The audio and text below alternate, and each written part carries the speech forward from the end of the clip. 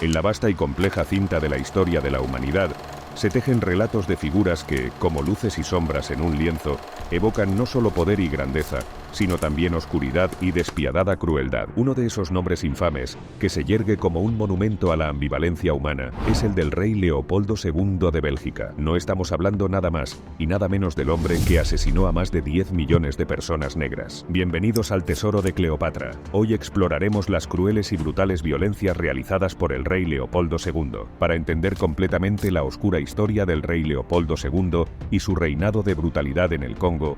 Es crucial explorar las raíces de este hombre que se convirtió en un símbolo de ambición desmedida y crueldad inhumana. La infancia y sus primeros años arrojan luz sobre los factores que eventualmente lo llevaron por el camino de la explotación colonial. Leopoldo Luis Felipe María Víctor nació el 9 de abril de 1835 en Bruselas, Bélgica, siendo el segundo hijo del rey Leopoldo I y la reina Luisa. Desde temprana edad, anhelaba el poder y la relevancia que venían con el estatus real. Sin embargo, su destino tomaría un giro peculiar debido a las complejas dinámicas familiares y políticas de Europa en ese momento. La infancia de Leopoldo II transcurrió en un contexto turbulento, marcado por las intrigas y tensiones entre las potencias europeas. Bélgica, como nación joven, se esforzaba por encontrar su lugar en medio de los imperios más establecidos, un escenario en el que las maquinaciones políticas y los juegos de poder eran moneda corriente. En este telón de fondo, creció como un testigo de excepción de cómo su padre, el rey Leopoldo I, maniobraba en el escenario internacional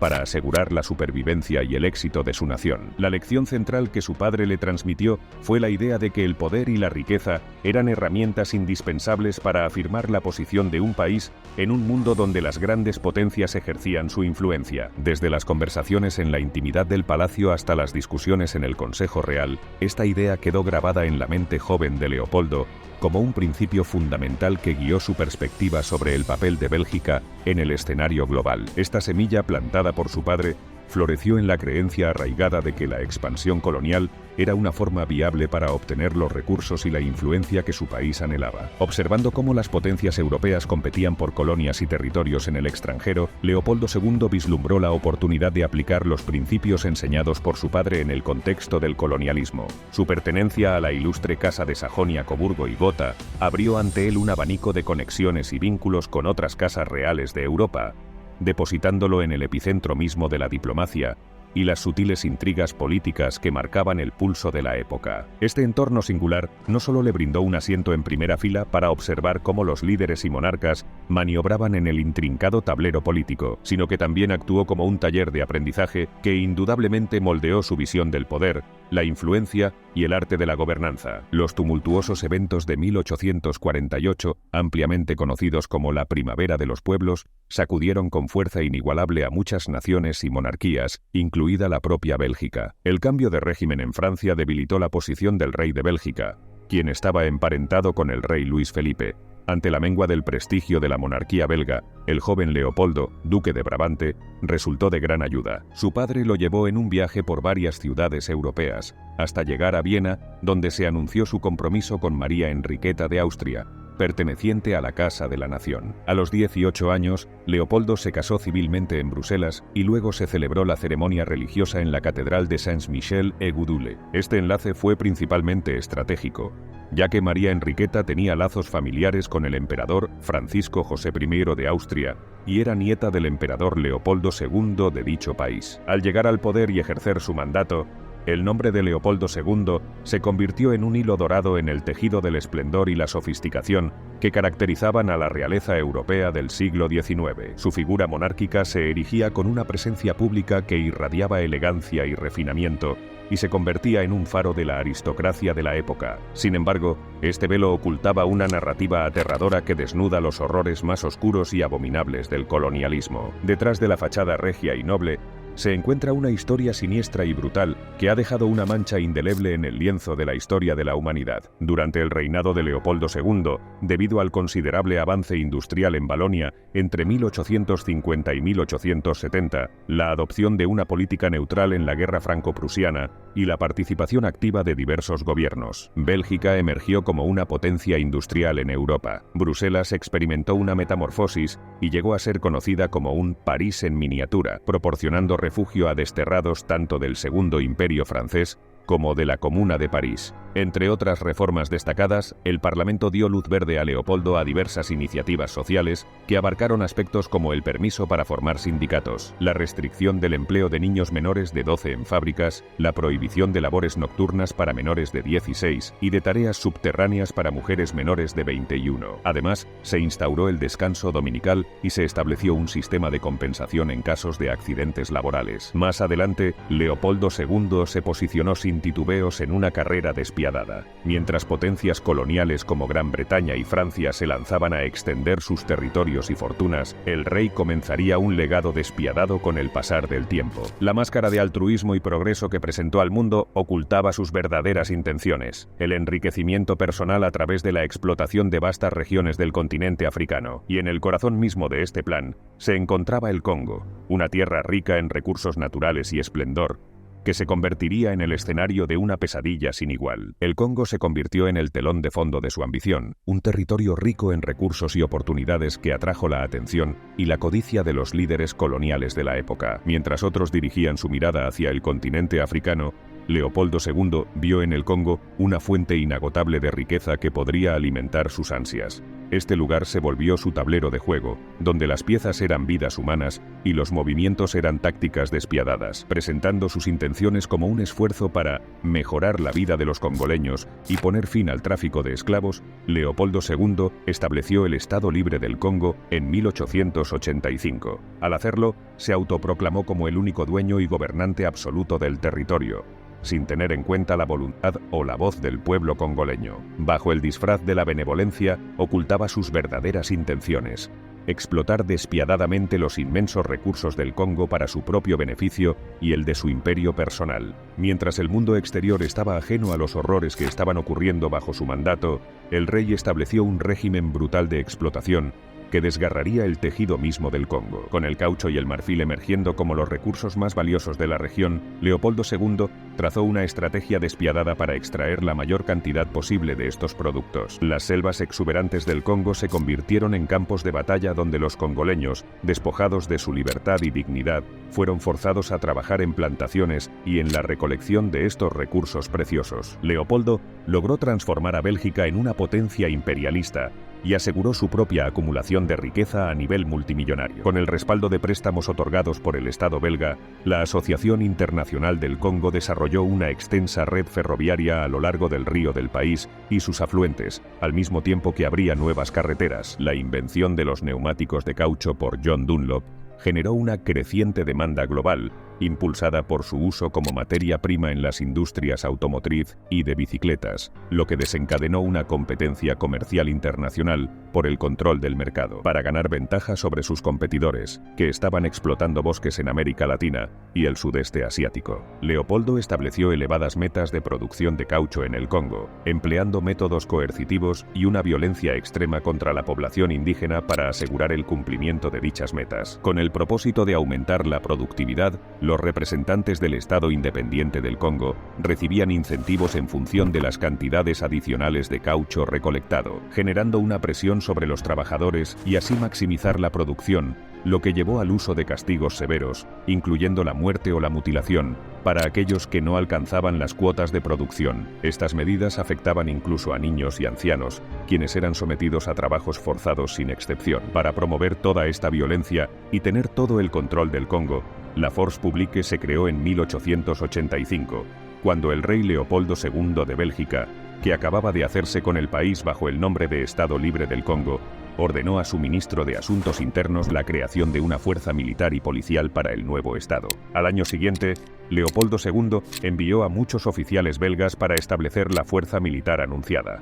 Para asegurarse el control sobre este cuerpo, los oficiales fueron belgas, pero también suecos, daneses y de otros países europeos, entre los que no faltaban aventureros y soldados de fortuna. Los suboficiales eran africanos de distintos origen. Algunos de ellos eran caníbales procedentes de las tribus más feroces del Alto Congo. Leopoldo II también compró esclavos a Tiputip, esclavos a los que se ofrecía la libertad a cambio de 4 años de servicio en la fuerza pública, mientras otros habían sido secuestrados en su infancia y educados con misioneros católicos que les daban una formación militar cercana a la esclavitud. Otros eran originarios de Zanzíbar o de zonas costeras colonizadas con anterioridad. La Force Publique se construyó con el objetivo de defender el territorio y de luchar contra los traficantes de esclavos. Sin embargo, durante el reinado de Leopoldo II, su papel fue el de asegurar la rentabilidad económica del territorio, con la explotación del caucho y del marfil, asegurándose las cuotas de producción por medio de trabajos forzados con armas de fuego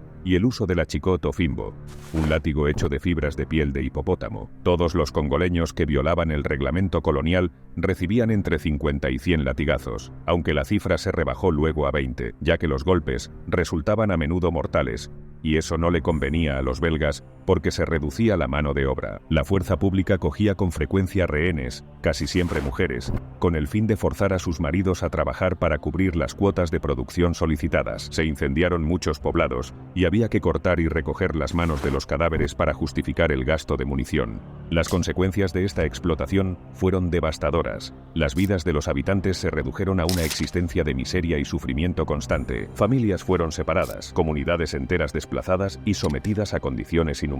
Las promesas de mejorar sus vidas se desvanecieron rápidamente bajo el peso de la avaricia desmedida. La amputación de manos se convirtió en una de las prácticas más inhumanas y sádicas que Leopoldo ordenó como castigo por aquellos que no cumplían con las cuotas de recolección. Las víctimas, condenadas a vivir el resto de sus vidas marcadas por esta mutilación, se convirtieron en testimonios vivientes del régimen de terror que imperaba en el Congo. La violencia extrema no se limitó solo a las amputaciones. Las atrocidades que se cometieron en nombre de Leopoldo II también incluyeron torturas inimaginables y asesinatos brutales. Después de que la amputación de manos se convirtiera en un sombrío emblema de la crueldad del régimen, la presión internacional y el escrutinio público llevaron a Leopoldo a reconsiderar sus tácticas de castigo. Consciente de que la atención del mundo estaba centrada en los horrores del Congo, intentó cambiar la imagen de su opresión, sin renunciar a su búsqueda insaciable de ganancias. En concreto, una de las personas que más movió hilos para intentar denunciar estas brutalidades contra los derechos humanos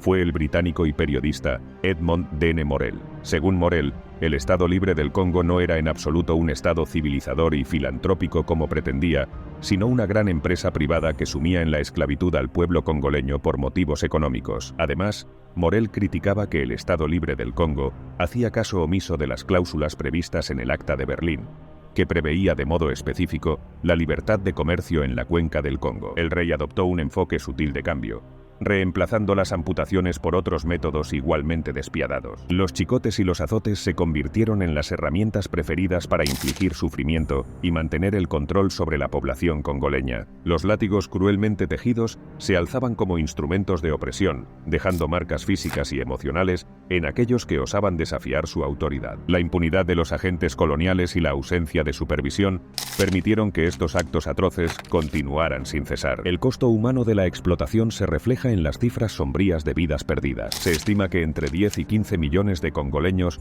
murieron a causa de la brutalidad, el agotamiento extremo y las enfermedades que se propagaron como una plaga en el contexto de la explotación sistemática. Las consecuencias de esta devastación no se limitaron únicamente a las vidas perdidas.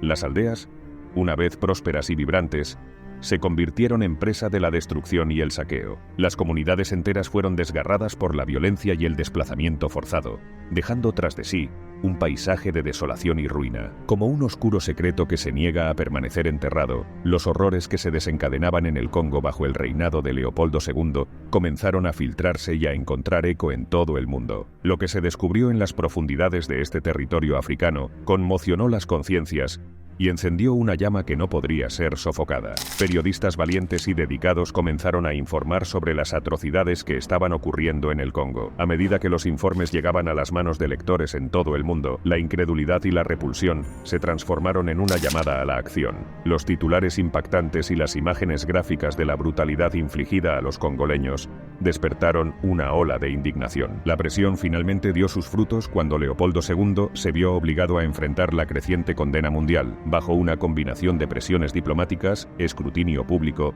y la erosión de su imagen internacional, Leopoldo II cedió el control sobre el Congo en 1908, marcando un punto de inflexión en la historia del territorio y su lucha por la autodeterminación. Tras la transferencia formal del Congo a manos belgas, un nuevo capítulo comenzó en la historia de esta nación africana. Con el cambio de administración, surgieron esperanzas de que las condiciones mejorarían y que el pueblo congoleño finalmente podría escapar del yugo de la explotación y la opresión que habían caracterizado la era de Leopoldo II. Sin embargo, la realidad distó mucho de estas expectativas optimistas. Aunque se llevaron a cabo algunos esfuerzos superficiales para mejorar las condiciones, la explotación no cesó por completo.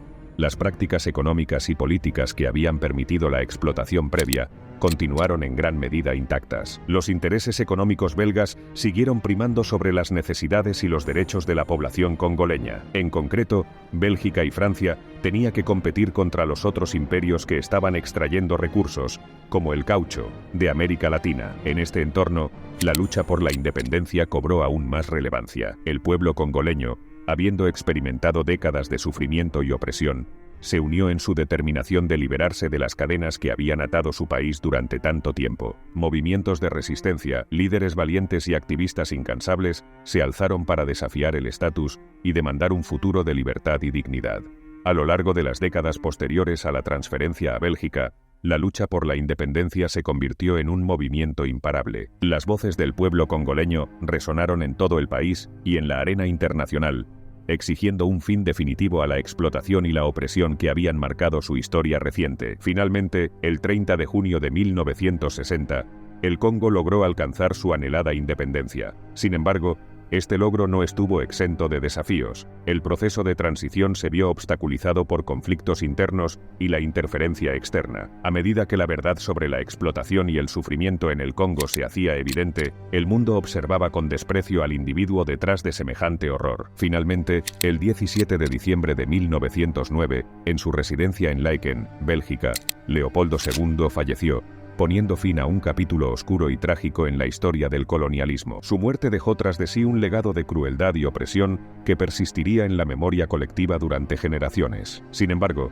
incluso después de su fallecimiento, el legado de Leopoldo II continuó siendo el foco de encendidos debates y controversias. Mientras algunos intentaban minimizar o justificar sus acciones, otros no cesaban en su llamado a responsabilizarlo por los horrores perpetrados bajo su gobierno en el Congo. La impronta de su implacable reinado resultaba imborrable, persistiendo más allá de su deceso. La influencia de Leopoldo II persiste, extendiéndose como una sombra que se proyecta a través del vasto corredor del tiempo, recordándonos la imperiosa necesidad de enfrentar la oscuridad de nuestra propia historia. Su legado, en todo su horror y brutalidad, nos desafía a examinar meticulosamente nuestras acciones y decisiones en un mundo que continúa afrontando inquebrantables desafíos de justicia, igualdad y derechos humanos. ¿Qué te pareció la polémica y brutal historia del rey Leopoldo II? Si te ha gustado este vídeo, entonces no te puedes perder nuestro vídeo más reciente, seguro que te gustará.